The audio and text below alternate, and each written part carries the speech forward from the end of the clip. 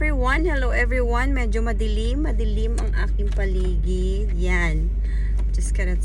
Good evening everyone. Tapos na naman ang isang araw. Ang 8 oras, actually 9 hours sa aking full-time job. But yeah, this is my full-time job.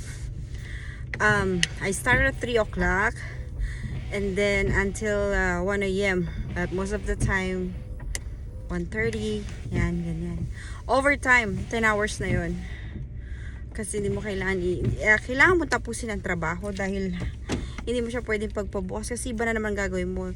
Actually, nandito ako sa isang planta. Ginagawa namin is yung number one product ng mga Meksikano. Ayan ang aming hawak na produkto. And ito ay dinideliver kahit saang lugar. I mean, dito, different countries. But anyway, even though na busy tayo, may full-time job tayo, kasi kailangan natin maghanap pa rin ng plan B. Kasi katulad niyan, ang full-time job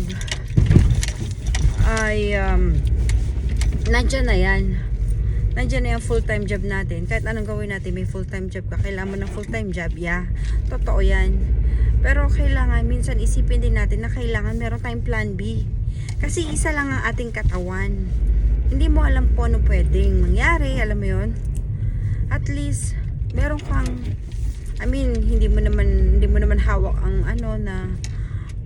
na hindi mo alam kung biglang magsara ang company or something. Alam niyo ba guys na muntik na nasunog na actually ang aming company.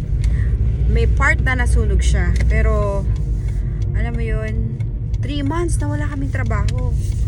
Ang hirap, diba? Kasi natakot kami kasi dalawa kami mag-asawa doon nagtatrabaho. So kung wala kang trabaho, paano ka na? Paano na yung mga bills mo, yung bayad mo ng renta?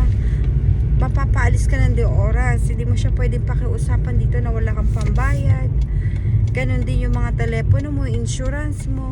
Hindi mo naman pwedeng sabihin sa kanila, sorry, wala kaming trabaho. Hindi ako makakabayad. No, hindi ganito dito. So, gaya nga na sinasabi ko, kailangan may plan B ka. Na ako talaga naganap ako ng isa pang pagkakakitaan na alam ko, na sinigurado ko na darating ang araw, ito na ang aking magiging source of living. Ito na yung sasandalan ko pang habang buhay dahil itong negosyo ito ay for lifetime. Nakita ko ito a year ago at sinilip ko ang loob. Pinanood ko ang 90 minutes webinar at napakaganda. Sinilip ko, pinasok ko ang loob at nang nakita ko ang loob, hindi na ako nagdalawang isip kasi ito na yung hinahanap ko eh. Ito na yung hinahanap ko na negosyo na hindi mo kailangan mabawasan pa yung oras sa pamilya mo. Hindi mo na kailangan pa na mag-rent pa ng isang pwesto na para lang makapagpatayo ka ng negosyo. At higit sa lahat, hindi mo kailangan magbayad ng isang empleyado kasi para bantayan ang negosyo mo. Ito ay online business.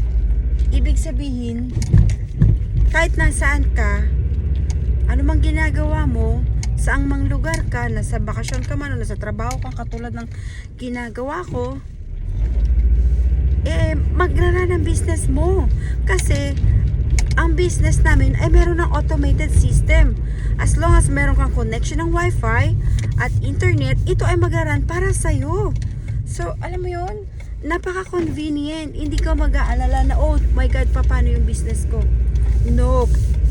Ito ay magraran day and night, 24/7. Whatever you are, ano man ang ginagawa nyo, ito ay magraran para sa'yo. Ganito kaganda ang oh my God.